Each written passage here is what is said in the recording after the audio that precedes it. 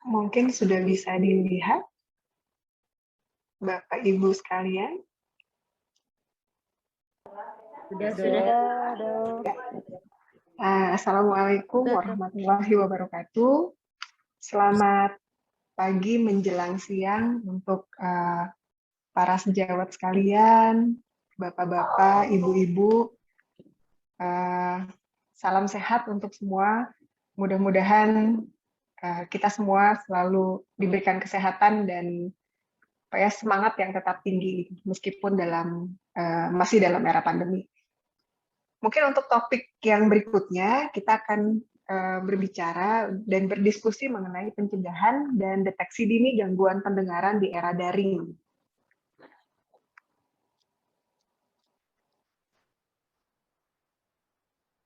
Ya, sebetulnya mengapa ini merupakan salah satu topik yang harus kita bicarakan akhir-akhir ini? Karena seperti kita ketahui bahwa pendengaran itu merupakan aset yang sangat penting dalam kehidupan. Pendengaran merupakan kunci bagi seseorang untuk berbicara, seseorang itu memiliki bahasa yang baik untuk berkomunikasi, dan sangat penting terutama untuk anak-anak, untuk pertumbuhan dan perkembangan kognitif atau daya pikirnya. Nah, sebelum kita berbicara lebih jauh, kita bisa melihat mungkin melalui ilustrasi ini, telinga kita seperti apa. Jadi telinga kita itu merupakan organ yang sangat kompleks.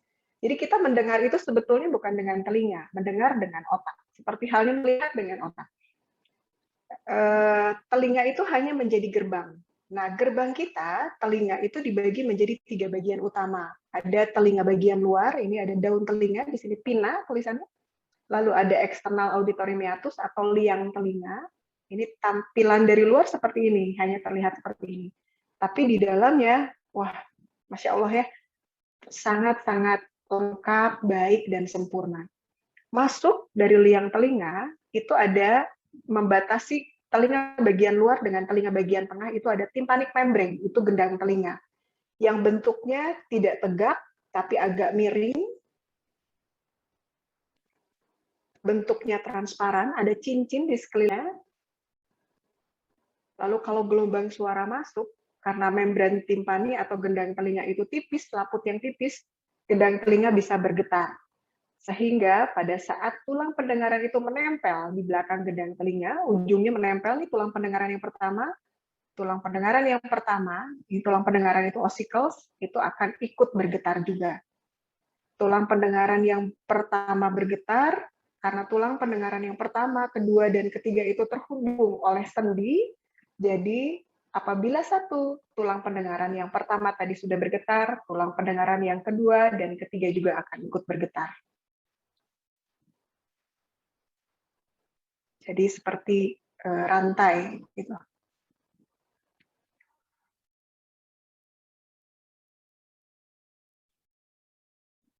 Ya, ini getaran dari gendang telinga. Ini tulang pendengaran yang pertama, namanya malleus. Tulang pendengaran yang pertama dengan yang kedua, ini saling berhubungan. Yang kedua adalah incus. Yang kedua dan ketiga juga berhubungan. Yang ketiga ini tulang yang paling kecil di tubuh kita, yaitu stapes. Nanti kaki dari stapes akan berhubungan dengan organ di telinga bagian dalam. Yang pertama adalah kanalis semicircularis, yang seperti cincin ada 3, itu untuk organ keseimbangan. Dan yang berikutnya adalah koklea. Koklea itu kalau kita sebut rumah siput. Ini kalau kita lihat ya organ keseimbangan. Lalu ada rumah siput, bentuknya memang seperti rumah siput, dia ada putaran 2,5 kali putaran. Ini kalau kita proyeksikan organ keseimbangan terhadap mata. Ya, jadi tegak lurus. Ada yang sejajar dengan sumbu horizontal, sumbu vertikal, dan bisa berproyeksi terhadap mata dan gerakan dari tubuh kita. Lalu berikutnya proses yang terjadi nanti di rumah siput, proses listrik di sana akan merangsang sel-sel saraf untuk selanjutnya listrik tersebut dilanjutkan ke saraf untuk mengarah ke pusat pendengaran di lobus temporalis. Lobus temporalis itu adanya di belahan otak bagian kiri dan kanan. Jadi perpustakaan untuk semua kata, semua bahasa, semua perbendaharaan, kata, kalimat itu adanya di lobus temporalis, di sisi kiri dan kanan dari kepala kita.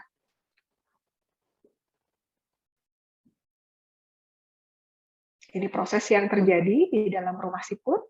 Di dalam rumah siput itu ruangannya ada tiga ruangan, ada 3 kamar, dibagi oleh selaput-selaput yang tipis. Setiap ruangan itu isinya adalah cairan. Sehingga pada saat terkena gelombang, cairan di dalam rumah siput itu akan bergetar sehingga ada organ di ruangan yang tengah, namanya skala media, itu akan bergetar juga, dan proses kimiawi akan terjadi untuk selanjutnya menghasilkan rangsang-rangsang listrik yang dilanjutkan ke saraf pusat. Nah, ini saraf pusat yang diberikan. Jadi gerbangnya sudah selesai dilewati. Untuk selanjutnya, apa yang didengar itu masuk ke dalam perpustakaan untuk diinterpretasikan. Sebetulnya apa yang didengar tadi. Ya. Tadi kita telah melihat bersama ilustrasi mengenai gerbang pendengaran telinga. Ini kalau kita lihat lebih jauh, berdasarkan potongan melintangnya, ini yang pertama adalah telinga bagian luar. Telinga bagian luar, seperti tadi kita telah lihat, ada daun telinga dan liang telinga. Mungkin bapak-bapak dan ibu-ibu sekalian bisa melihat bahwa di sini liang telinga itu posisinya tidak lurus, tapi seperti huruf S, bentuknya berkelok dan bisa juga nanjak atau malah turun. Ini. Nah, proses yang terjadi di sini, kalau keadaannya tidak normal, biasanya bisa terjadi stenosis atau atresia. Ya, kalau stenosis menyempit, liang telinganya menyempit. Atau atresia, justru sama sekali tidak terbentuk liang telinga. Atau ada serumen. Serumen itu adalah kotoran telinga yang meskipun dalam keadaan normal itu tetap diproduksi secara normal ya, oleh kelenjar-kelenjar di bagian bawah depan liang telinga, tapi pada kondisi tertentu bisa menimbulkan masalah juga.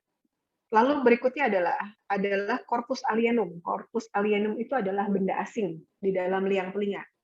Biasanya ini sering terjadi pada anak-anak. Kalau pada anak-anak yang banyak ditemukan benda asing di liang telinga ini adalah biasanya manik-manik, ada penghapus, ada Lego gitu ya, atau kacang biasanya dimasukkan ke sini. Nah, ini juga tentu menjadi masalah tersendiri ya di telinga bagian luar.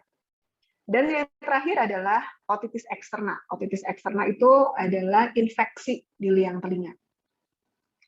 Nah, kenapa perlu kita kenali kelainan-kelainan pada bagian-bagian telinga ini? Karena pada gambaran tadi kita melihat bahwa gelombang suara itu akan berjalan, akan diarahkan oleh daun telinga, dan selanjutnya masuk ke dalam liang telinga. Apabila ada sesuatu yang menghambat atau menutup liang telinga ini, tentu saja gelombang suara tidak akan bisa diteruskan ke dalam telinga bagian tengah. Gitu. Jadi, semua gerbang, semua jalan di telinga, bagian telinga luar, tengah, dan dalam, ini harus bebas hambatan, supaya gelombang suaranya bisa sampai ke telinga bagian dalam untuk diproses dan selanjutnya dikirimkan ke otak. Nah, sekarang tadi kita telah lewati telinga bagian luar. Sekarang telinga bagian tengah. Apa sih kondisi yang bisa menghambat? Bisa terjadi AOM. AOM itu acute otitis media atau otitis media akut, infeksi telinga tengah yang akut. Biasanya telinganya nyeri, gendang telinganya merah, rasanya tertutup, telinganya mepeng, telinganya penuh, gitu. Atau otitis media efusi. Jadi, otitis media efusi biasanya keluhannya lebih ringan. Tapi permasalahannya adalah sudah adanya cairan di telinga bagian tengah. Ini juga bisa menghambat. gelombang suara untuk selanjutnya masuk ke telinga bagian dalam. Dan yang terakhir adalah otitis media kronis. Kalau otitis media kronis, infeksi telinga bagian tengah yang sudah terjadi sangat lama.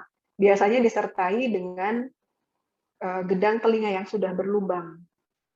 Bahkan pada saat proses infeksi itu masih berjalan secara aktif, biasanya akan diproduksi sekret, lendir, conge gitu kalau bahasa awamnya mungkin. Dari telinga tengah akan keluar cairan. Nah, ini juga akan menghambat proses konduksi suara. Jadi penghantaran suara ke telinga dalam juga akan bermasalah. Dan selanjutnya adalah proses atau kondisi yang terjadi di telinga dalam sendiri, yaitu sensory neural hearing loss. Ada gangguan pendengaran yang terjadi karena masalah kerusakan syaraf atau tidak berfungsi dengan baik pada syaraf pendengaran. Ini bisa terjadi baik secara kongenital, bawaan sejak lahir, atau bisa juga terjadi didapat. Biasanya karena infeksi, penjalaran dari infeksi di telinga tengah tadi, atau karena infeksi yang lain langsung di telinga bagian dalam. Dan berikutnya, keadaan-keadaan di telinga bagian dalam yang juga bisa ada kemungkinan menyebabkan gangguan untuk pendengaran, yaitu BPPV atau vertigo perifer, dan selanjutnya adalah neuritis vestibularis. Kalau neuritis vestibularis, kelainannya sama, kelainan keseimbangan juga, tapi terjadi karena radang saraf keseimbangan. Ada beberapa fakta menarik akhir-akhir ini. Yang pertama adalah sebanyak 480 juta orang di dunia saat ini. Ini data tahun 2019 yang menyebutkan 486 juta orang di dunia ini sebetulnya menderita gangguan pendengaran. Ini bukan angka yang kecil. Target kita untuk tahun 2030 adalah 0, terutama untuk Indonesia. Tidak ada sama sekali angka gangguan dengar. Mengapa kok bisa kita menargetkan 0 ya? Besar sekali gitu ya, kita harus mencapai sama sekali nggak boleh ada yang gangguan pendengaran. Karena sebetulnya lebih dari 60% gangguan pendengaran yang terjadi di masyarakat itu adalah sebetulnya kondisi yang bisa kita cegah. Jadi kebanyakan juga terjadi karena infeksi. Jadi ini yang harus kita tangani bersama, menjadi tantangan kita semua, bagaimana menurunkan angka gangguan dengar ini. Lalu berikutnya kita juga memiliki data. Ada 1,3 miliar pemuda, ya, orang-orang muda, masyarakat atau populasi usia muda yang memiliki risiko gangguan pendengaran karena memiliki kebiasaan mendengar yang tidak sehat. Mendengar yang tidak sehat itu artinya cara mendengarkan suara yang tidak sesuai atau tidak aman bagi telinga. Berikutnya, 50% populasi usia 12 sampai 35 tahun itu mendengar suara yang tidak aman bagi telinganya. Selanjutnya, data berikutnya, 40% usia 12 sampai 35 tahun juga mendengar suara yang justru sangat berbahaya bagi pendengarannya. Dan yang terakhir, ini yang justru data tahun 2016. Kalau sekarang ini pasti bertambah tinggi. Lebih dari 1,5 miliar alat-alat elektronika yang berhubungan dengan alat elektronika yang mengeluarkan suara, ya, atau kita sebut personal listening devices, ya, bisa handphone, bisa gadget-gadget yang lain, atau laptop, komputer, atau game gitu, itu terjual pada tahun 2016. Sekarang dengan era pandemi, sebetulnya pasti angka ini semakin meningkat. Ini merupakan tantangan juga nih. Bagaimana kita menggunakan semua device tersebut dengan sangat baik dan bijaksana sehingga tidak merusak. Nah, apa sih yang sebetulnya terjadi dalam era pandemi untuk anak-anak atau remaja? Adalah adanya risiko gangguan pendengaran yang terjadi. Mengapa risiko gangguan pendengaran bisa terjadi? Karena adanya unsafe listening. Unsafe listening itu adalah kebiasaan mendengar yang tidak aman bagi pendengaran kita. Sebetulnya kita harus tahu dulu, kalau safe listening-nya seperti apa. Kalau safe listening itu adalah kebiasaan mendengar yang tidak menimbulkan risiko. Nah, sekarang kita lihat nih, personal listening devices ya, dari handphone, dari gadget yang lain, dari iPod misalnya, itu ternyata volumenya itu berkisar antara 78 sampai 136 desibel. Ini volume yang sangat tinggi, intensitas suaranya sangat tinggi, keras sekali. Nanti kita bisa lihat bersama sekeras apa sih 78 sampai 136 desibel. Ini kalau didengarkan secara langsung, 78 sampai 136 desibel. Kalau menggunakan headset, earphone yang menutupi daun telinga, itu ternyata suaranya menjadi lebih keras, antara 7 sampai 9 desibel. Dan kalau menggunakan earphone yang dimasukkan ke dalam telinga, ke dalam liang telinga, itu lebih keras, lebih dari 10 desibel. Artinya apa? Artinya pada saat sumber suara itu lebih mendekati gendang telinga, masuk ke dalam organ telinga kita, ternyata suara yang ditangkap itu akan semakin keras. Jadi artinya sebetulnya lebih aman kita mengurangi kekerasan suara dengan tidak menggunakan headset atau earphone. Meskipun nanti kita bisa ada trik sendiri bagaimana kalau harus menggunakan earphone supaya lebih, anggaplah konsentrasi, tidak ada bising dari lingkungan yang masuk. Bagaimana sih kita mengatur volume agar tidak menjadi risiko untuk pendengaran. Sebetulnya apa yang bisa merusak pendengaran kita? Ada yang dinamakan noise. Noise itu adalah bising. Jadi bising itu adalah suara yang terdengarnya keras atau tidak menyenangkan, tidak diharapkan, yang bisa mengganggu atau menyebabkan suatu kerusakan. Itu adalah bising. Kalau di sini seolah-olah yang namanya noise itu sesuatu yang memang suara yang jelek gitu ya, karena kita tidak harapkan. Tapi ternyata noise itu, bising itu, tidak hanya berkaitan dengan suara yang suaranya kualitasnya jelek saja, tapi juga sebetulnya bisa beragam tipenya. Karena untuk satu orang itu suatu suara itu bisa dianggap suatu yang enak, mengenakan, tapi bagi orang lain itu persepsinya bisa berbeda, bisa justru sangat mengganggu, ya. Nah, yang disebut noise itu, yang disebut bising itu, jenis suara apapun yang intensitas suaranya atau kekerasan suaranya lebih dari 75 desibel.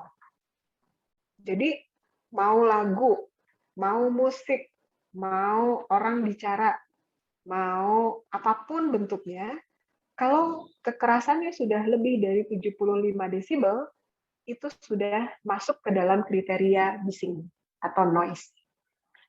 Nah, kalau intensitas suaranya antara 130 sampai 140 desibel, lebih keras lagi, 2 kali lipat bising yang tadi, itu dapat menyebabkan gangguan pendengaran yang permanen. Kalau permanen, berarti tidak bisa diperbaiki, tidak bisa diobati. Nah, kondisi-kondisi tersebut kita namakan noise-induced hearing loss, atau gangguan pendengaran yang disebabkan karena bising. Sebetulnya apa sih noise-induced hearing loss? Noise-induced hearing loss itu adalah suatu kondisi yang gradual, jadi bertahap, ya, tidak langsung gitu hilangnya. Lalu suatu kondisi kehilangan pendengaran yang tidak bisa kembali ke kondisi yang asal, dan biasanya di-trigger oleh suara-suara yang bisa merusak pendengaran. Biasanya bisa jadi suara kereta, suara pesawat terbang, itu suara-suara yang ekstrim. Tapi nanti kita melihat ada satu kondisi bising yang justru tidak kita sadari. Nah, noise atau bising tadi itu tidak hanya terkait oleh kekerasannya saja, tapi kekerasan, durasi atau lamanya kita terpapar dengan suara tersebut dan berapa kali sih kita terekspos atau terpapar suara tadi ikut menentukan terjadinya gangguan pendengaran. Jadi hati-hati nih. Katanya pada saat kita mendengar suara yang keras dalam satu waktu itu ya keras sekali, itu bisa merusak pendengaran. Tapi hati-hati, suara yang intensitas suaranya tidak terlalu keras, tapi didengarkannya terus-menerus lama, itu juga memiliki kemampuan yang sama untuk merusak pendengaran. Nah, ini kalau di gambaran ini kita sekarang melihat tadi listening devices dari handphone dan lain-lain itu antara 75 sampai 126. 75 itu sekeras apa sih? 75 itu sekeras vacuum cleaner, mesin vacuum cleaner. Itu kekerasannya seperti itu. Dan 126 itu kurang lebih sekeras trompet yang ditiup secara maksimal. Jadi kisaran suara yang bisa kita dengar melalui alat-alat yang mengeluarkan suara tadi bisa sekeras alarm, bisa sekeras mobil, bisa sekeras motor, bisa sekeras hair dryer, bisa sekeras bunyi traktor, bisa sekeras bunyi gergaji, bisa sekeras juga pada saat seperti kita mendengarkan musik yang musik konser. Jadi bisa dibayangkan kalau paparannya terjadi sangat lama. Seharinya terpapar sangat lama. Dan tidak hanya satu hari itu saja, tapi setiap hari kita terpapar suara-suara itu. Itu sangat sebetulnya sangat tidak menguntungkan bagi pendengaran kita. Nah, sekarang kita masuk mengenai gangguan pendengaran yang terjadi karena paparan bising yang lama tadi. Sebetulnya apa sih gangguan pendengaran yang terjadi karena paparan bising yang lama? Gangguan pendengaran karena paparan bising yang lama itu terjadi karena proses tereksposnya telinga kita pada suara dengan intensitas atau kekerasan yang sangat tinggi. Ada yang dinamakan kriteria kerusakan. Kriteria kerusakan itu kalau suara itu mengeras 3 desibel, tekanan suara itu akan lebih keras 2 kali lipatnya. Atau kalau kita tarik kesimpulan, katanya ada aturan 5 decibel rule. 5 decibel rule itu setiap peningkatan 5 desibel itu tekanannya justru meningkat setengahnya. Jadi sebetulnya yang aman itu adalah 80 desibel atau 85 desibel sekitar itu yang kita bisa dengarkan sehari-hari dalam maksimal 8 jam per hari. Nah, ini sebetulnya harus kita waspadai. Mengapa? Karena sekarang banyak usia-usia muda yang misalnya mendengarkan lagu gitu sampai ketiduran untuk suara yang keras. Nah, ini sebetulnya hati-hati karena sebetulnya intensitas suara tersebut tidak selalu aman bagi pendengaran kita. Nah, bising yang banyak menimbulkan risiko pada pendengaran kita itu biasanya karena 2 hal. Yang pertama occupational dan yang kedua industri. Jadi kebanyakan paparan bising itu justru banyak mengancam dari area-area atau lingkungan pekerjaan kita. Tapi sekarang yang muncul nih terutama dalam era pandemi adalah non-occupational. Kalau non-occupational tidak berhubungan dengan pekerjaan. Namanya sosioakustik. Kalau sosioakustik adalah gangguan pendengaran yang terjadi justru karena pergaulan. Jadi mendengarkan musik, menonton konser gitu. Nah, ini yang banyak muncul akhir-akhir ini. Apa yang terjadi di dalam tubuh kita, khususnya di telinga bagian dalam? Pada saat adanya paparan bising yang terus-menerus, meskipun tidak lebih dari 80 desibel, yang terjadi ada 2 hal. Yang pertama, secara sentral nih, karena otak yang bekerja akan mengaktifasi hypothalamic pituitary adrenal axis. Jadi ada sensitivitas, regulasi sensitivitas yang meningkat. Regulasi sensitivitas ini meningkatkan apa? Jantung berdebar, resah, gitu. Lalu emosi biasanya meningkat karena tadi jantung akan memicu lebih kencang. Itu yang akan diaktifkan oleh aksis hipotalamus pituitary. Lalu di sini juga kalau dilihat secara sel, ternyata adrenal, kelenjar adrenal juga akan menghasilkan gula darah yang lebih banyak. Ya, hormon dan enzim penghasil gula darah juga akan aktif menghasilkan gula darah dengan lebih banyak. Jadi hati-hati nih. Tadi kan jantung berdetak lebih cepat, kadar gula darah juga tinggi. Ini efek memang tidak dirasakan dalam jangka waktu yang singkat.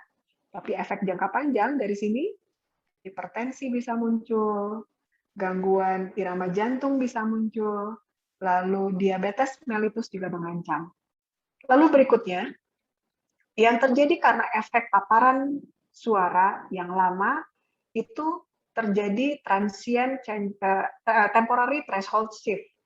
Jadi adanya perubahan di sinaps-sinaps saraf di telinga bagian dalam. Nah, sarafnya itu bisa recovery. Katanya bisa berangsur-angsur sehat kembali kalau paparannya dihentikan. Tapi ternyata sambungan antar saraf itu yang rusak. Oleh karena itu, orang yang terpapar bising yang terus-menerus bisa timbul keluhan tinnitus. Tinnitus itu berdenging di telinga. Kahyung. Atau hiperakusis. Kalau hiperakusis, suara sendiri terdengarnya jauh lebih keras. Itu juga bisa terjadi. Kalau misalnya ternyata paparan bising tidak dihentikan, terus terjadi paparan, terus suara bising tetap terdengar, akan terjadi kerusakan dari sel-sel rambut di telinga bagian dalam. Di rumah siput itu ada sel-sel rambut, nah sel-sel rambutnya itu akan lelah. Seperti kita kalau bekerja terus-terusan, pasti akan lelah. Nah ini juga sel rambut juga akan seperti itu. Akhirnya lelah, setelah lelah, akhirnya akan mati. Pada saat mati, biasanya regenerasi sulit untuk terjadi, karena masalah saraf, kalau saraf itu sudah mengalami kerusakan, biasanya regenerasi sulit sekali. Dan kalau ini sudah rusak permanen, apa yang terjadi? Pendengaran juga akan rusak secara permanen. Nah, ini tadi dua hal yang terjadi pada saat paparan awal, baru sebentar nih paparan bisingnya yang terjadi temporary threshold shift. Ini biasanya terjadinya pada saat awal paparan bising muncul. Nanti biasanya yang terkena itu di antara frekuensi suara 500 sampai 3000 Hz. Kalau misalnya paparan bisingnya dihentikan, ini juga akan berhenti dan regenerasi biasanya akan mulai terjadi. Tapi kalau terus-terusan, yang tadinya temporary akan menjadi permanen. Ini kalau sudah permanen, irreversible. Pendengaran tidak bisa dikembalikan. Apa karakteristik dari gangguan pendengaran karena bising yang terus-menerus tadi? Yang pertama, jenis gangguan pendengaran yang terjadinya adalah gangguan pendengaran yang sensorineural. Jadi gangguan pendengaran tipe syaraf. Gangguan pendengaran tipe syaraf itu adanya di telinga bagian dalam. Jadi biasanya sulit sekali diperbaiki, baik dengan obat-obatan maupun dengan operasi. Salah satunya cara, ya kalau sama sekali sudah mengganggu komunikasi, pendengaran, aktivitas hidup sehari-hari, alat bantu dengar menjadi salah satu alternatif untuk tata laksana.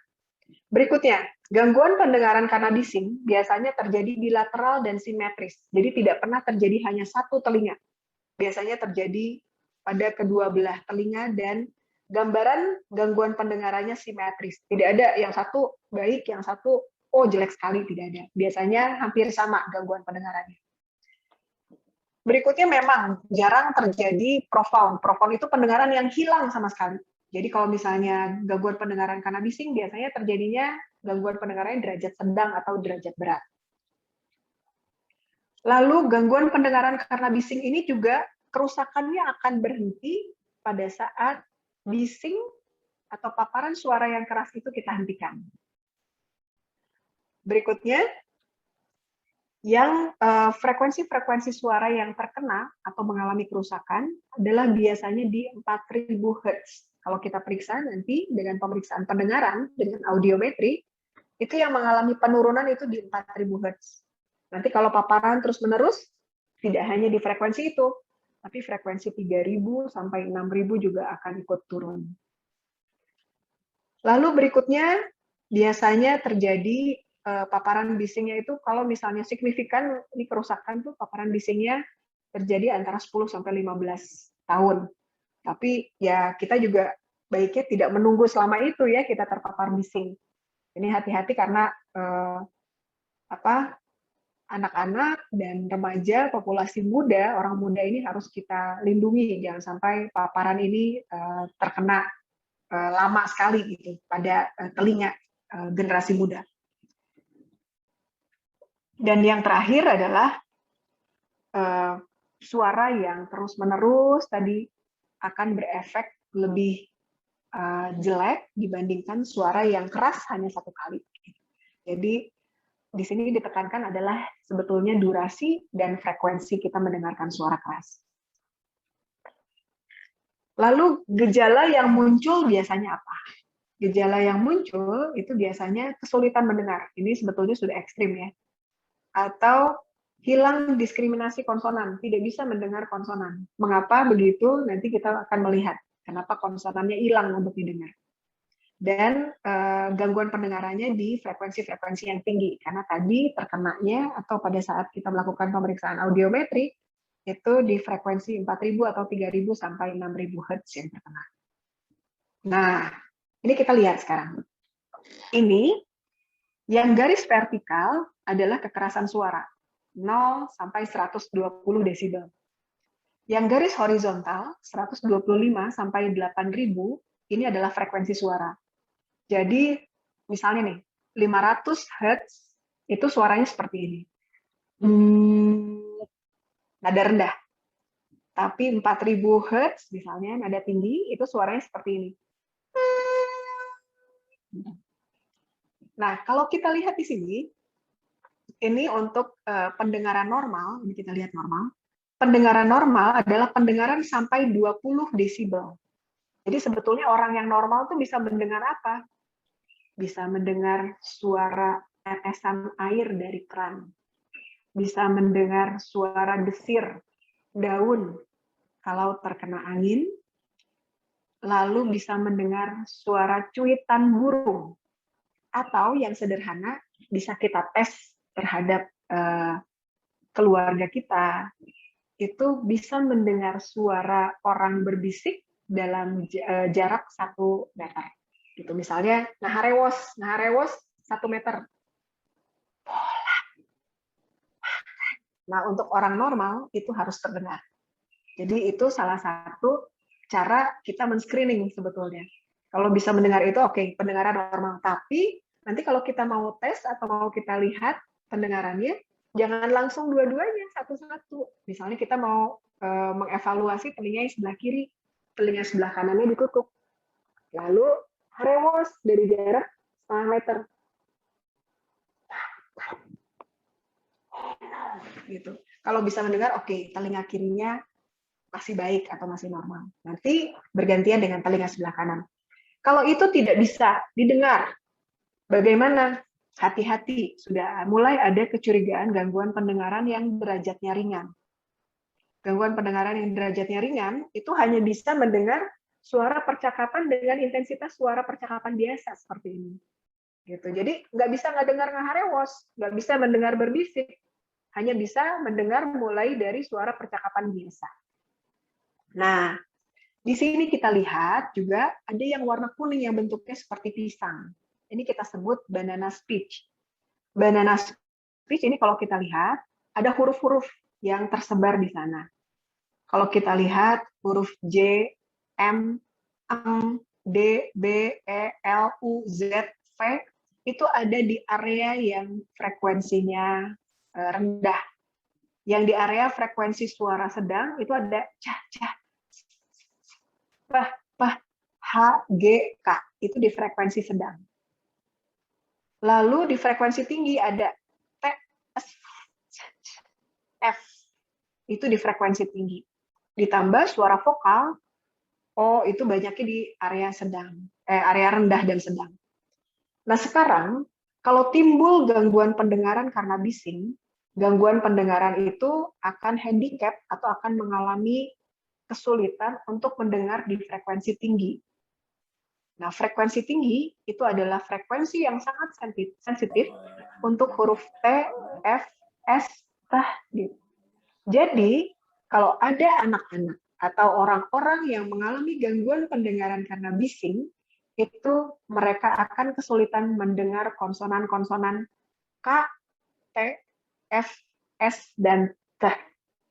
Misalnya, kata-katanya tisu, terdengarnya akan UU saja. Karena T dan S-nya tidak bisa ditangkap dengan baik. Gitu. Apa? Nggak jelas, kerasin. Tisu, kita teriak. Yang tetap terdengarnya UU gitu. Jangan marah-marah. Sebetulnya bukan marah, karena kita mengeraskan, membantu. Tapi karena memang handicap, ada kelainan atau kesulitan untuk mendengar beberapa kosakata atau beberapa huruf tertentu, jadi kata yang disampaikan dari sumber suara itu tidak bisa ditangkap secara utuh. Nah, sekarang kalau ternyata suara percakapan biasa tidak bisa didengar dengan baik, hati-hati, ada kemungkinan gangguan pendengaran yang derajatnya sedang.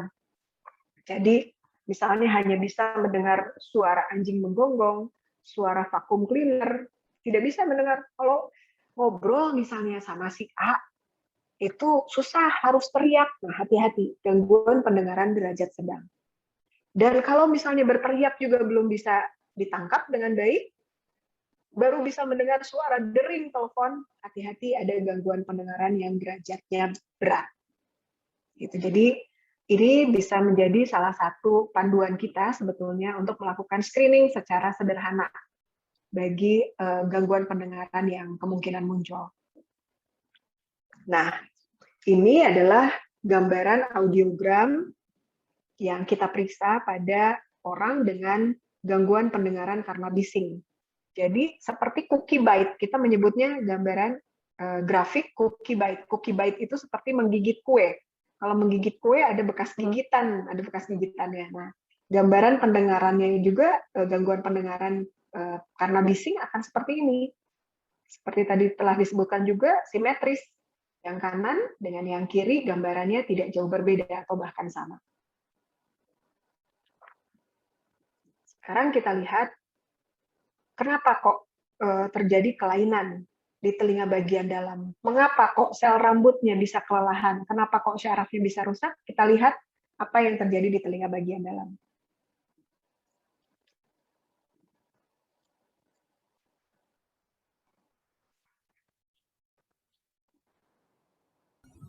The organ of Corti extends from the anterior part of the vestibule and coils for about 2.5 turns around a bony pillar called the modiolus.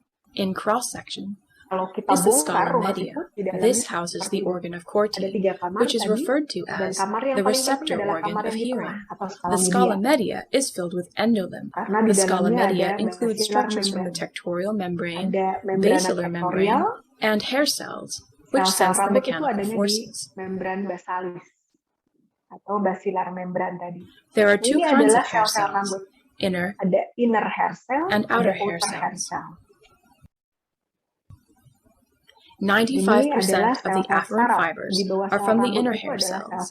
Outer hair cells receive mostly efferent input. The filamentous structures that connect the tips of adjacent stereocilia are known as tip links. These are thought to amplify the forces in the area of the molecular sensors. How does sound enter the cochlea? Compression hits the tympanic membrane, causing the stapes to transfer force to the oval window.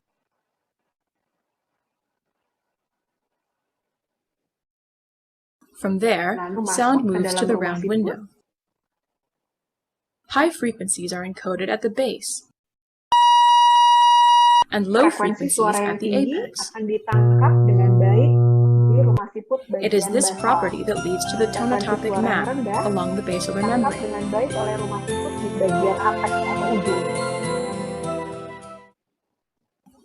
The manner in which the basilar membrane vibrates in response to sound is the key to understanding cochlear function. basilar membran The hair itu cells akan are bergetar. located between the tectorial and basilar membranes and are stimulated by the shearing force between the two caused by the pivot point of the two membranes. Kalau basilar membran bergetar, membrana tektorial, ini yang warnanya putih, juga akan bergetar. Pada saat membrana tektorial bergetar, The apical portion of the hair cell is bathed in high potassium solution, and the base of the hair cell is bathed in potassium pore solution. This establishes that potassium flow through the cell is used for both depolarization, potassium in at the apex, and repolarization, potassium out at the base of the hair cell. Ion The hair kalium cells akan convert masuk. vibrations into neural Berikutnya impulses setelah sent di to the dalam brain. akan Your kembali brain then keluar. interprets Nah, these karena nerve ada impulses pergerakan as dari sound. ion-ion tersebut, akan terjadi juga energi listrik yang muncul, hasil dari perubahan energi kimia tadi. Nah, sekarang jadi yang harus kita lakukan apa? Karena tadi kita tahu kalau suara masuk, suara semakin keras, pasti getaran di membrana basilaris itu akan semakin kuat. Pergesekan dengan membrana tektorial juga sel rambut akan semakin kuat, sehingga sel rambut akan tergesek terus oleh membrana tektorial. Tergesek terus, lama-lama habis, lama-lama mati, lama-lama lelah. Itu yang kerusakan yang terjadi kalau suara, apalagi suara yang keras, itu terpapar terus-menerus ke telinga kita. Apa yang harus kita lakukan? Tindakan-tindakan preventif atau pencegahannya adalah harus mendengar dengan cara yang sehat dan baik. Bagaimana? Harus safe, harus aman di masalah intensitas. Intensitasnya tidak boleh terlalu keras. Nanti kita jelaskan. Lalu durasinya juga harus dibatasi. Frekuensi terpaparnya juga tidak boleh terlalu berlebihan. Ada yang namanya Rule of 60. Jadi ada aturan 60. Apa itu aturan 60? Aturan 60 adalah kita mendengarkan suara dari sumber suara itu sebesar 60% dari volume maksimal yang ada di gawai. Jadi kalau volume maksimalnya segitu, 60%-nya saja yang bisa kita dengarkan secara maksimal, itu pun hanya selama maksimal 1 jam. Selama 60 menit. Setelah itu bagaimana? Harus berhenti. Istirahatkan dulu, supaya proses regenerasi bisa terjadi di telinga bagian dalam kita. Jadi 60% dari volume maksimal selama 60 menit, setelah itu istirahat, baru mendengarnya kapan lagi? Besok lagi. Kalau misalnya masih tetap harus mendengarkan, kalau gitu jangan 60%. Cukup 40%-nya saja misalnya, atau 30%-nya saja. Jadi volume maksimalnya yang boleh didengarkan selama 60 menit adalah 60%. Nah, ini kita lihat. Ini sesuai penelitian dan standar yang telah diterapkan oleh WHO. Sebetulnya WHO membagi menjadi 2 standar. Ada standar kekerasan suara yang aman didengarkan oleh dewasa di atas 18 tahun. Ada standar yang aman untuk didengarkan oleh anak-anak. Kalau dewasa, 80 desibel. Tadi kekerasannya seperti vacuum cleaner ya, 80 desibel itu. 1 minggu itu maksimal 40 jam. Jadi artinya 1 hari 5,5 jam. Itu sebetulnya batas maksimal sekali. Kalau untuk anak-anak 75 desibel selama 5,5 jam selama sehari. Gitu. Jadi batasi volume tadi ya, kita sudah tahu ini kalau WHO membatasinya 5,5 jam sehari. Batasi intensitasnya, lalu batasi juga waktunya, tadi hanya 5,5 jam, lalu monitor. Jadi kita sebagai tenaga kesehatan, kita sebagai orang tua di rumah bisa memonitor, terlalu keras. Gitu. Itu bisa kita ingatkan. Tapi sebetulnya ada standar lain yang juga membuat standar untuk keamanan pendengaran. Kalau tadi WHO 80 desibel itu untuk 5,5 jam per hari. Kalau standar yang lain, ini yang berlaku internasional juga sebetulnya, itu 85 desibel itu 8 jam per hari. Gitu. Jadi ini sebetulnya lebih lama lagi. Tapi ini sebetulnya batas maksimal, bukan batas yang, wah belum 8 jam nih masih bisa. Kalau kita bisa lebih singkat, tidak terlalu lama, sebetulnya akan lebih aman dan lebih baik bagi telinga kita. Nah, sekarang apa lagi yang harus dilakukan selain pencegahan untuk tadi, untuk intensitas, durasi, dan frekuensi? Kita lihat gejala, perhatikan gejala. Kalau pada anak-anak ternyata ada kesulitan mendengar, dipanggil kok tidak ada responnya, diajak bicara kok nggak nyambung gitu, diajak bicara kok kelihatannya seperti melihat gerakan bibir, adanya kesulitan untuk berkomunikasi, langsung periksakan. Adanya keluhan penurunan pendengaran, telinga berdenging, telinga terasa penuh, telinga nyeri, atau gangguan keseimbangan gitu, pusing gitu, rasa berputar, nyeri kepala, atau keluhan lain yang tadi kita sebutkan merupakan gambaran atau keluhan non-audiologis atau yang tidak berhubungan dengan pendengaran, misalnya jantung berdebar, selalu resah, gampang sekali marah misalnya, atau tidur menjadi tidak nyenyak, itu bisa menjadi salah satu gejala dari paparan bising. Segera periksakan, karena jangan sampai nanti keluhan atau proses kerusakan terjadi lebih jauh lagi. Kalau proses kerusakannya terjadi lebih jauh lagi, itu biasanya tata laksana juga akan semakin sulit. Ini adalah guideline juga yang ditetapkan. Kapan sih sebetulnya waktu yang tepat untuk memeriksakan THT, khususnya pendengaran bagi anak-anak kita? Ini untuk infant dan balita mungkin tidak perlu kita bicarakan, tapi kalau untuk anak-anak, sebetulnya usia TK atau maksimal sebelum masuk SD pertama kali itu harus dilakukan pemeriksaan pendengaran.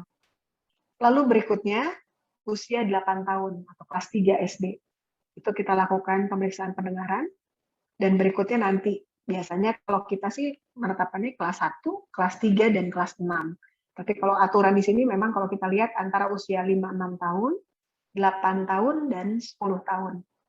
Setelah ini, di atas 10 tahun, pemeriksaan pendengaran hanya berdasarkan keluhan saja. Jadi tidak wajib untuk dilakukan. Tapi pemeriksaan yang wajib dilakukan itu pada saat usia SD.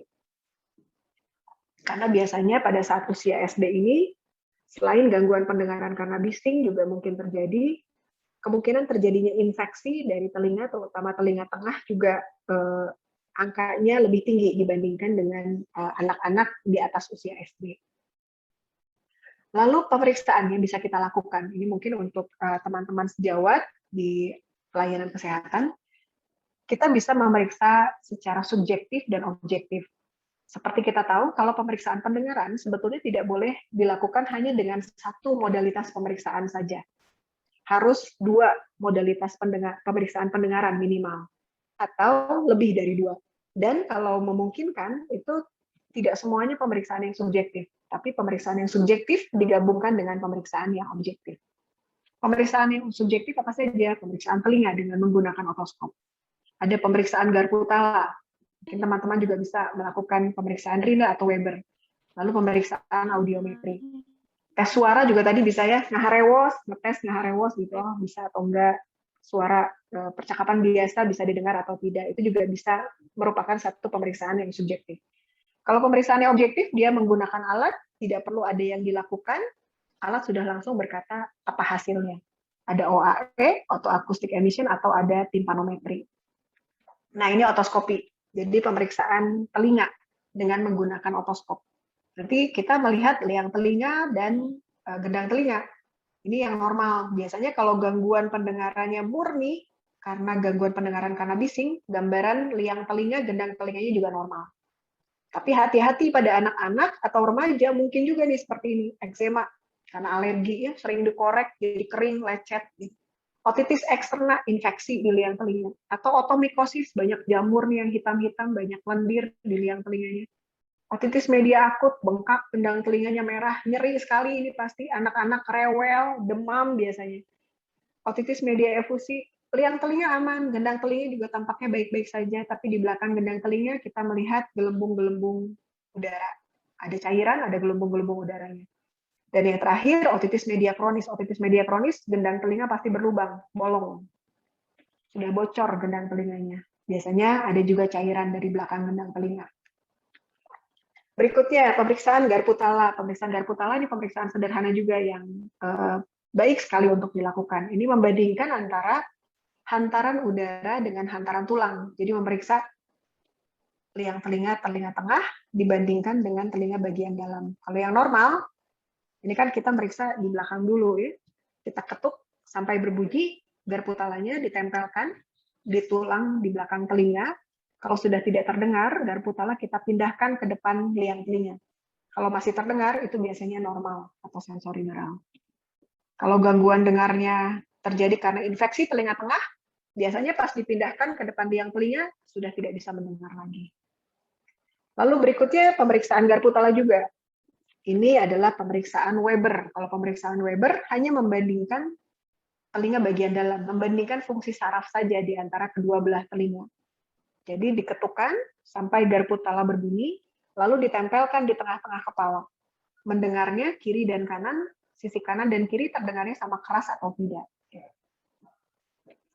Lalu berikutnya ini adalah pemeriksaan audiometri. Kalau pemeriksaan audiometri harus dilakukan dengan alat, dengan audiometer. Nah, ini nanti gambaran yang kita dapatkan itu berupa grafik. Gambaran berupa grafik ini ada grafik yang putus-putus, ini untuk fungsi tulang atau hantaran suara melalui tulang, fungsi saraf, dan yang grafik yang dihubungkan dengan garis yang lurus. Ini adalah fungsi telinga luar dan telinga tengah atau fungsi konduksi. Bisa normal, bisa gangguan dengar konduktif, ini pasti kelainannya di telinga luar atau telinga tengah. Gangguan dengar sensori neural, ini usia lanjut juga gambarannya bisa seperti ini.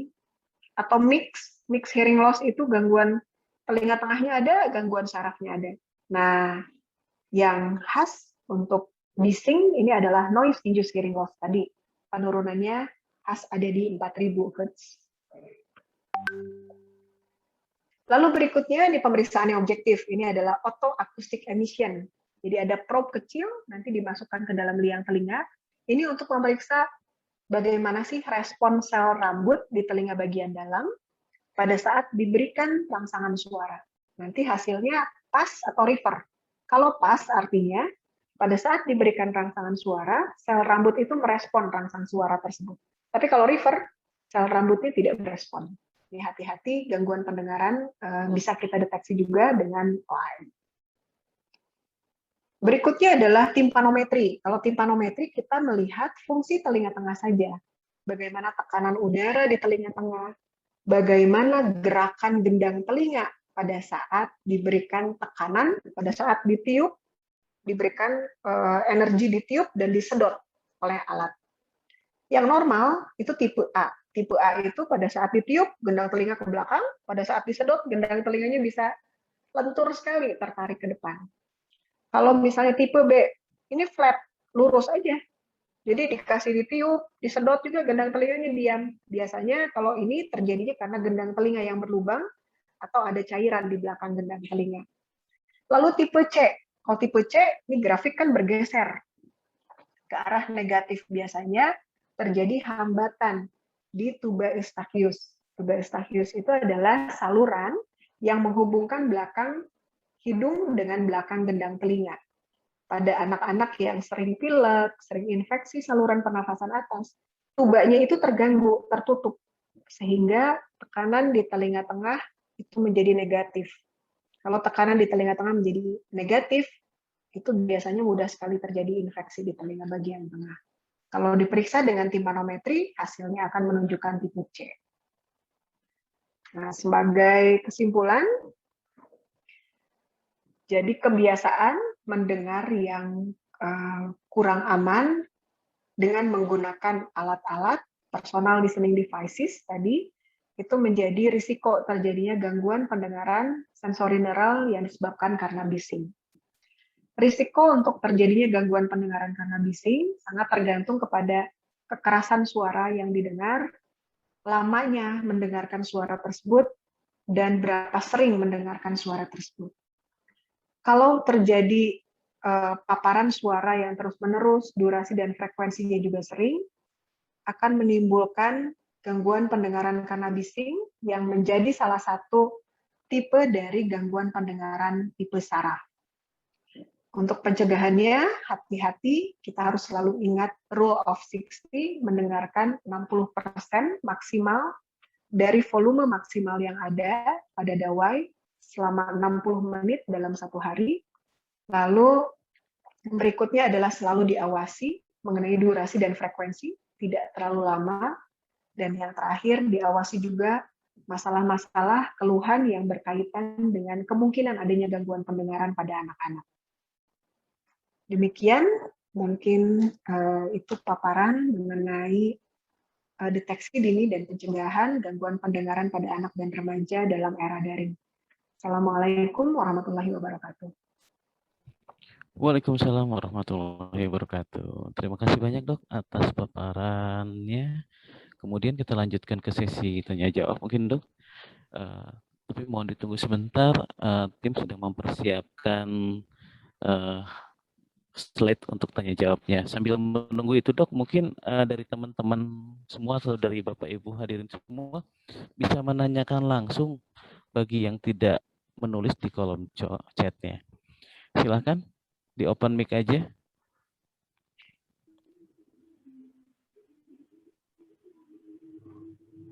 Saya.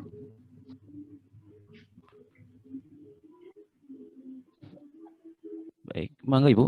Dari Ibu Siti Rohmah ya, dari SMS. Maaf Pak, saya punya keluhan. Saya sendiri itu punya keluhan.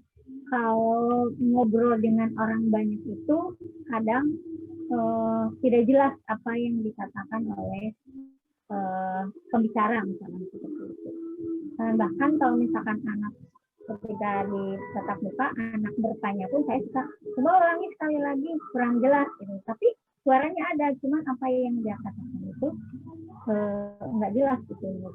Itu bagaimana cara mengatasinya, karena selama ini kalau saya ke dokter diperiksa cuma bilang oh lubang telinga ibu kecil katanya, cuma itu aja, nggak tidak memberikan solusi apa-apa gitu. Terima kasih dok. Terima kasih Ibu Siti Rohmah. Kalau dari keluhan yang Ibu sebutkan tadi, rasa tidak nyaman mendengar di tempat yang bising, itu kita namakan cocktail party phenomenon. Jadi cocktail party phenomenon itu pusing biasanya, ya tidak nyaman lah pada saat mendengar di tempat yang bising, di pasar atau di undangan gitu.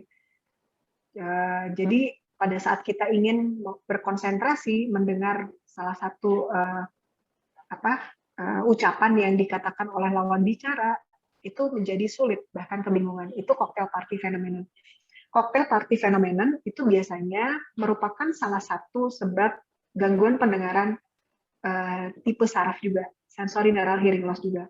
Baiknya memang dilakukan pemeriksaan, terutama pemeriksaan pendengaran dengan audiometri, nanti kita pastikan memang ada ke arah gangguan dengar sensori neural atau tidak. Gitu. Jadi kalau misalnya cara untuk mencegahnya bagaimana? Ya sementara mungkin kita hindari saja, kita hindari tempat-tempat yang bising. Jadi kalau mau ngobrol lebih baik di tempat yang lebih sepi gitu. Lalu membaca gerak bibir juga bisa menjadi salah satu alternatif yang bisa membantu kita. Hanya sayangnya sekarang kan semua pakai masker ya Bu ya. Jadi sulit sekali untuk melihat gerakan bibir. Nah berikutnya adalah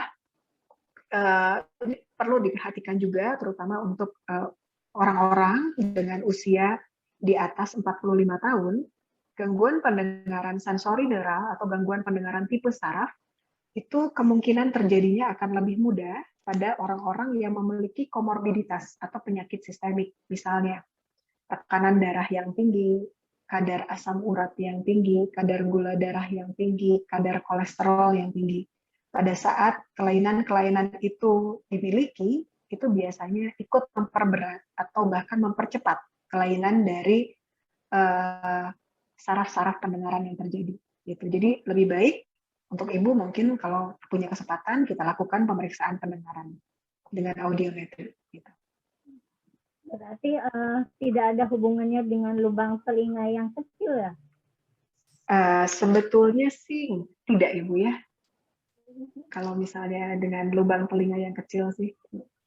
Apa dua-duanya lubang telinganya kecil, Bu? Enggak kan ya? Terakhir diperiksa itu, Bu, ini lubang telinga Ibu kayaknya kecil ya, lebih kecil dari biasanya. Nah, saya kan nggak pernah lihat. Ya, sepertinya sih tidak, Bu. Kalau rasa tidak nyaman mendengar di tempat bising biasanya tidak berhubungan dengan diameter liang telinga. Ya, terima kasih, Dok. Ya, sama-sama, Bu. Baik. Selanjutnya mungkin ada yang open mic atau dari panitia sudah siap menyampaikan daftar pertanyaan.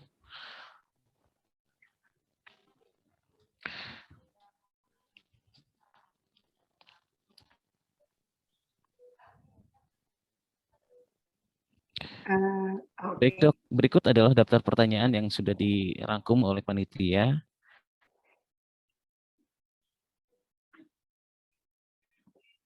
Ya, ini saya bacakan aja ya, Pak.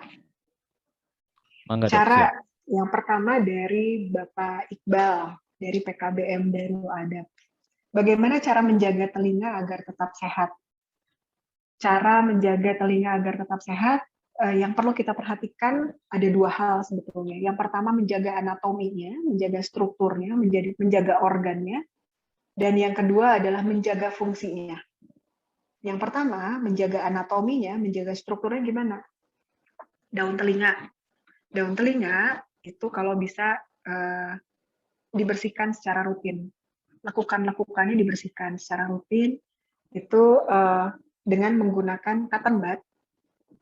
Tapi cotton budnya jangan kering. Cotton budnya dikasih baby oil atau minyak zaitun misalnya. Lakukannya dibersihkan. Nggak usah terlalu basah. Liang telinga, bagaimana menjaganya? Liang telinga justru jangan sama sekali dikorek. Biarkan saja. Karena kotoran telinga itu merupakan zat yang normal diproduksi oleh liang telinga kita. Itu kelenjarnya hanya ada di liang telinga bagian luar sebelah bawah. Jadi kotoran telinga itu adanya hanya di situ.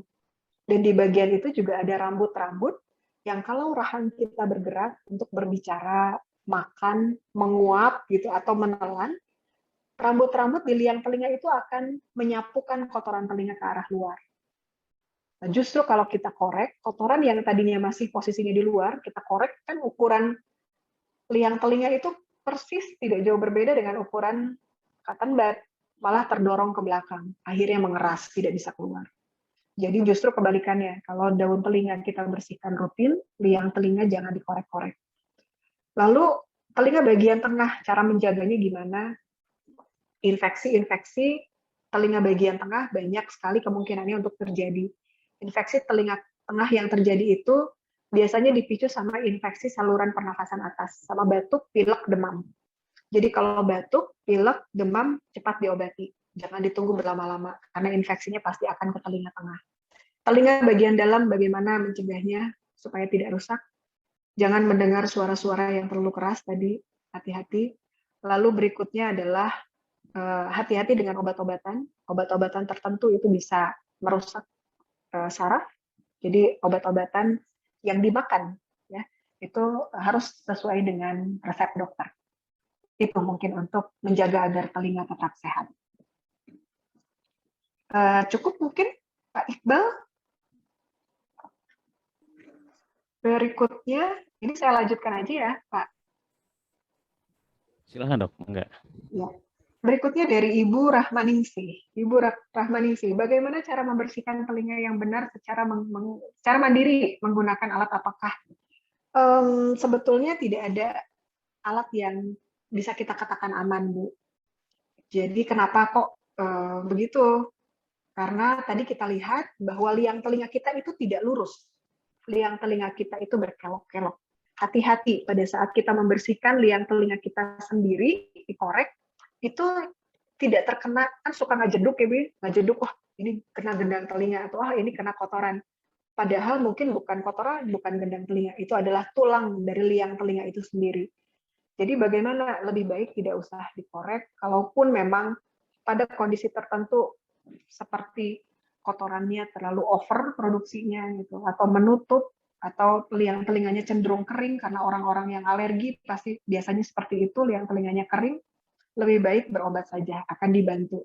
Ya, kalau misalnya mengorek sendiri, nanti malah kena liang telinganya ke apa ya, ke gesek sedikit saja, itu bisa luka, mudah sekali infeksi. Jadi lebih baik kita hindari saja untuk membersihkan liang telinga sendiri dari usia berapapun, dari sejak lahir sampai nanti usia lanjut. Begitu mungkin untuk Ibu Ida. Mudah-mudahan cukup dijawab. Oh, Bapak Iqbal hadir lagi. Bapak Iqbal, bagaimana cara menjaga telinga agar tetap sehat? Mungkin sudah tadi. Berapa kali kita mengecek telinga ke rumah sakit? Sama seperti tadi mata juga 6 bulan. Telinga juga sama, sebetulnya pemeriksaan THTKL, pemeriksaan telinga, hidung, tenggorok, kepala, leher, berikut pemeriksaan pendengaran itu 6 bulan sekali, terutama untuk anak-anak. Bagaimana cara mengatasi telinga yang tiba-tiba berbunyi nging? Oke, ini kita sebut tinnitus. Kalau di awam kita suka mendengar cerita kalau ada telinganya berdenging itu suka ada yang ngomongin gitu ya Bu ya. Ya, jadi tinnitus itu bisa merupakan manifestasi keluhan berbagai kondisi kelainan di telinga. Ada kotoran telinga, berdenging bisa. Ada benda asing di telinga, berdenging bisa. Infeksi liang telinga, berdenging bisa. Infeksi di telinga tengah tadi ya, otitis media, berdenging juga bisa. Kelainan syaraf, berdenging bisa. Jadi kalau ada berdenging itu salah satu keluhan yang tentunya bisa membawa kita untuk mencari pengobatan lebih lanjut. Gitu. Jadi lebih baik kita cari penyebabnya apa. Karena manifestasi berdenging itu bisa karena penyakit di telinga yang bermacam-macam. Begitu, mungkin ada lagi? Masih ada, Pak? Masih ada, Dok, sebentar. Di chat, enggak. Ini senang sekali ya, Pak. Aktif-aktif semuanya. Seru. Alhamdulillah, Dok. Ini pertanyaan selanjutnya, Dok, Mangga. Oke. Ada dari Ibu Pandawa Wedaningsi. Karena tuntutan WFH sering memakai headset untuk Zoom. Efeknya telinga dan kepala sering sakit. Juga karena memakai kacamata, jadi tekanan di telinga cenderung sakit. Tipsnya bagaimana? Kalau memungkinkan sih sebetulnya, seperti tadi telah disebutkan, penggunaan tanpa headset akan lebih aman. Jadi secara paparan bising juga kan tidak terlalu keras yang diterima atau yang sampai ke telinga dalam gitu ya. Jadi tanpa headset. Kalaupun memang diperlukan headset karena di luar bising gitu ya, pakai headset tapi coba lebih di fitting lagi pemakaiannya, jangan sampai terlalu menekan, dan kalau bisa jangan ada daun telinga yang tertekan. Ini hati-hati sebetulnya. Ini buat ibu-ibu yang sering memakai kerudung gitu, siputnya suka menekan, terlalu kencang gitu, atau bapak-bapak yang memakai helm. Kenapa kok daun telinga kita tidak boleh tertekan? Daun telinga kita itu dibentuk oleh tulang rawan dan kulit. Sama sekali tidak ada otot, sama sekali tidak ada lemak di sana. Setelah bagian tulang rawan, sebelum kulit itu banyak sekali pembuluh darah.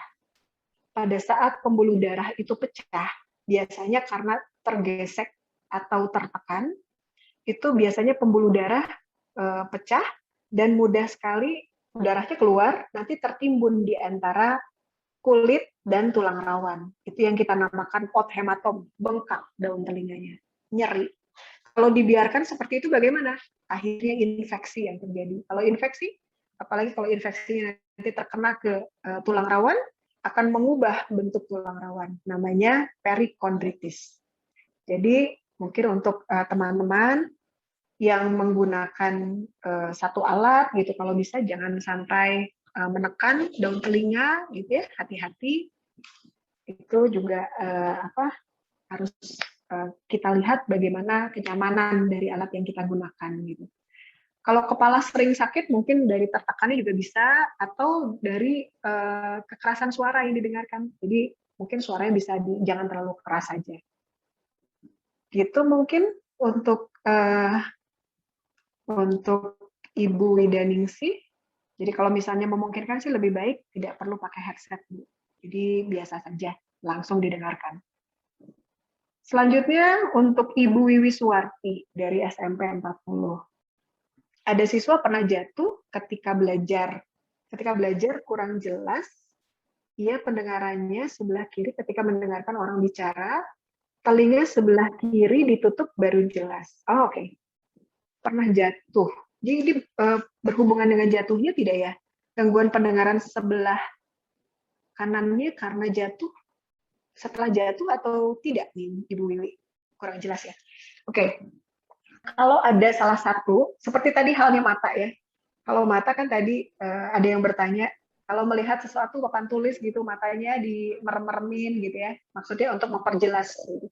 Telinga juga sama. Biasanya kalau bicara itu lebih mengarahkan salah satu sisi telinganya. Atau misalnya begini, dengan menambahkan supaya suara yang terkumpul masuk ke dalam liang telinga itu lebih banyak. Itu merupakan salah satu gesture gitu ya, salah satu bentuk dari adanya kemungkinan gangguan pendengaran yang terjadi. Jadi kalau udah mulai begitu, ditutup nih salah satu telinga ini mah jelas, kalau dua gini kok nggak jelas. Itu sebetulnya bisa mengantarkan juga untuk mencari penyebab gangguan pendengaran. Penyebabnya bisa karena memang kalau dari jatuhnya ya kita mungkin perlu pemeriksaan lanjutan lebih lagi seperti pemeriksaan CT scan mungkin gitu, bukan hanya pemeriksaan pendengaran. Tapi kalau memang tidak berhubungan dengan jatuhnya, kita cukup melakukan pemeriksaan pendengaran, pemeriksaan otoskopi, karena biasanya juga bisa disebabkan karena kotoran gitu yang menghambat di liang telinga juga bisa. Banyak sekali nih pada anak-anak karena kotoran. Jadi setelah diambil kotorannya, liang telinganya bersih kembali, mendengarnya jadi kembali stereo ya, mendengar stereo jadi enak gitu. Jadi perlu diperiksa saja mungkin untuk Ibu Wiwi. Mungkin pertanyaan yang kelima sudah selesai. Kita lanjutkan lagi. Baik dok, sebentar dok. Ya. Ibu Lisda dari SMP Muhammadiyah 7, apa kabar Ibu Lisda? Saya pernah mengalami gangguan pada telinga 2 tahun yang lalu. Alhamdulillah baik.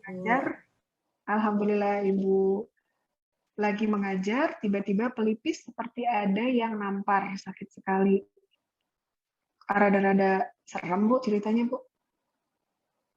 Pelipis ada yang nampar, sakit sekali, sekitar beberapa detik ada suara seperti gemuruh mesin bor. Langsung ke THT, kata dokter gendang telinganya robek. Saya tanya akibat dari apa, terus kenapa ada gejala. Oke. Ya. Ya. Kenapa gendang telinga robek? Sebagian besar, hampir 100%, robeknya gendang telinga itu terjadi karena infeksi di telinga bagian tengah. Jadi sebetulnya jarang sekali ada gendang telinga yang robek dari trauma, terpukul, jatuh, ketusuk kalau anak-anak yang bagus tuh yang sering tuh ketusuk pensil, ketusuk alat untuk mengambil kotoran, itu biasanya jarang sekali. Karena apa? Karena tadi liang telinga itu tidak lurus. Mungkin itu dibuat seperti itu oleh Allah ya, supaya tidak langsung, kalau ada apa-apa tidak langsung terkena ke gendang telinga gitu. Nah, kebanyakan terjadinya itu karena infeksi telinga bagian tengah. Kenapa terjadi infeksi telinga bagian tengah? Infeksi telinga bagian tengah itu 100% terjadi karena infeksi saluran pernafasan atas. Jadi dari batuk pilek. Pada saat batuk pilek, tuba eustachius yang menghubungkan antara belakang hidung dengan belakang telinga itu juga ikut menjadi infeksi. Pada saat tubanya menjadi infeksi, tuba itu akan tertutup, menyempit. Pada saat tuba tertutup menjadi sempit, yang harusnya telinga bagian tengah itu mendapatkan udara dengan baik dan cukup, itu tidak mendapatkan udara, sehingga tekanan di telinga bagian tengah menjadi tinggi. Tekanan yang tinggi, udaranya neken nih, ke atas tulang, ke bawah tulang, ke belakang tulang, yang bisa ditekan ke samping, karena di samping itu gendang telinga, akhirnya gendang telinga robek. Gitu. Jadi biasanya terjadinya karena infeksi saluran pernafasan atas. Saya nggak pilek, saya nggak batuk, saya tidak demam. Tapi biasanya, terutama pada orang-orang alergi, mudah sekali terjadi inflamasi atau radang di telinga bagian tengah karena radang di saluran pernafasan atas. Bersinnya ada, hidung mepegnya ada, meskipun nggak keluar ingus misalnya. Atau ya bersin-bersin gitu. Itu mudah sekali pada saat orang itu alergi, mudah sekali tuba eustachiusnya juga menjadi radang dan akhirnya mencetuskan infeksi di telinga bagian tengah. Gitu Ibu Lisda. Mudah-mudahan sehat selalu. Kalau yang sudah gendang telinganya robek, jadi ada lubang, hati-hati jangan sampai kemasukan air, jangan dulu berenang, jangan dikorek-korek gitu. Karena kalau misalnya berenang nanti mudah sekali air masuk ke telinga yang lebih dalam. Ya, jadi mencetuskan infeksi kembali. Itu mungkin mudah-mudahan bisa menjawab.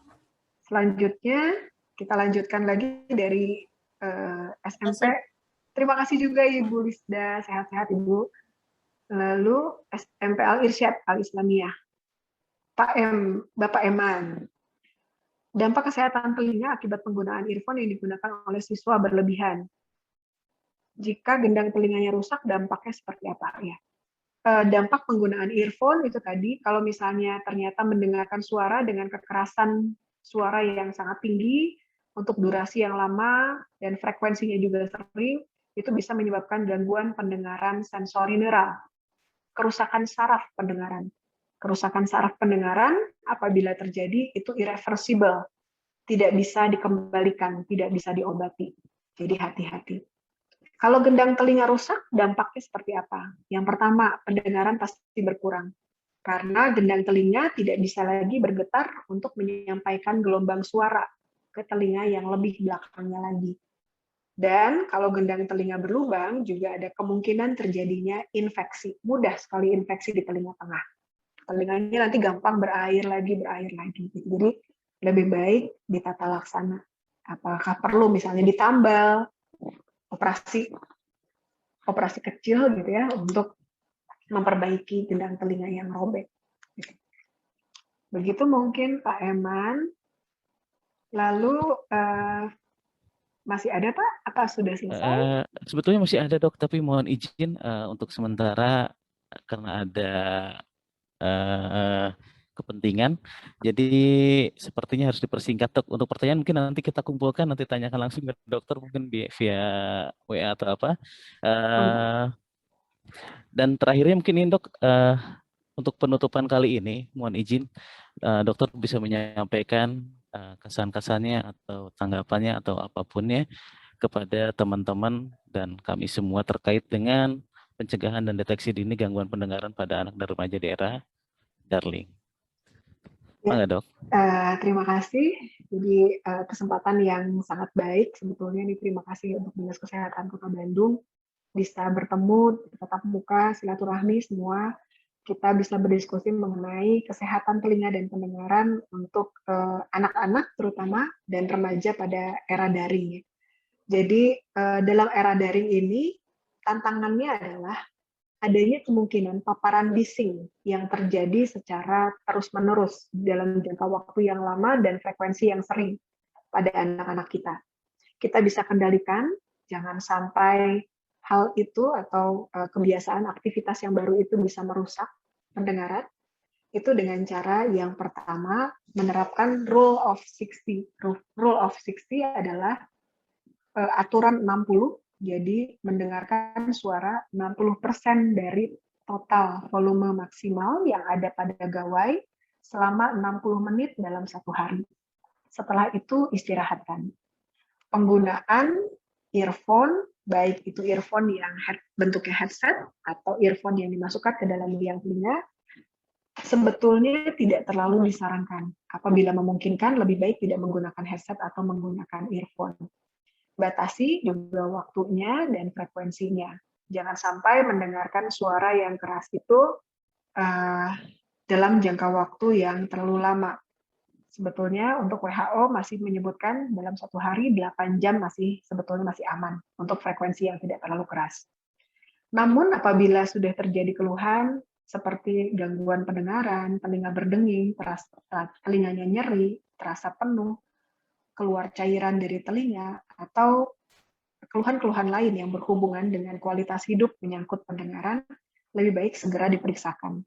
Karena kita harus melakukan tata laksana sedini mungkin sehingga kerusakan yang terjadi bukan merupakan kerusakan yang menetap.